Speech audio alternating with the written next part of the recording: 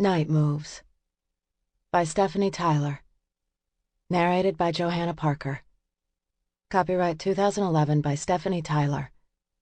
This unabridged audiobook is recorded by arrangement with Dell Publishing, an imprint of the Random House Publishing Group, a division of Random House Incorporated, and was produced in the year 2011 by Tantor Media Incorporated, which holds the copyright thereto. Prologue. Kell Roberts had been at the foster home in Dillingham, Alaska for 3 months, 4 days, and 16 hours, and had managed to lie his way through every damned minute when the blonde kid arrived with a deep southern drawl, a bag Kell would later discover contained barely anything, and an attitude as big as the hills, all to share Kell's room. He barely acknowledged Kell's existence, got into bed, and didn't get up for 24 hours straight. Kell didn't think enough of it to ask anyone his name. Roommates came and went here, and he'd always found it better to not get involved. On the second day, Kell's wallet went missing, along with various and sundry other items, and although Kell had no proof other than his gut that it was the work of the blonde kid, it left him alternately pissed and impressed.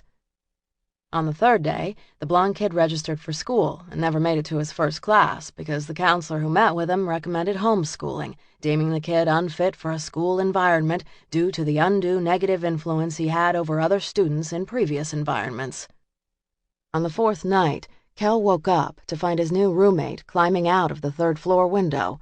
He followed the Louisiana-born boy with the deep drawl to the foster mom's four-wheel-drive truck and wondered how he thought he could take it for a ride during an icy storm.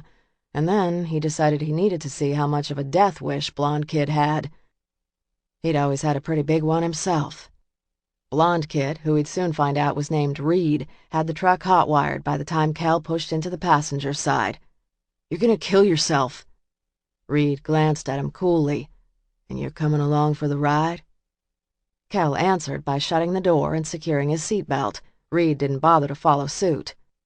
"I want my fucking wallet back," Kell said finally, and Reed laughed as the car skidded down the long driveway, leaving Kell feeling as out of control as he'd ever been, and strangely liberated at the same time. "Where are we going?" "There's gotta be a bar around here somewhere." They all card. Both boys were tall for their age, but no way were they passing for 21. What the hell was this kid thinking? "I borrowed some ID," Reed said with a calm drawl, like he didn't have a care in the world. Kell knew that was complete bullshit, and was quick to learn that in Reed's vocabulary, borrow meant steal. Kell had grown up with that type of vocabulary as well. Reed drove for about 10 minutes with surprising skill, and then the car...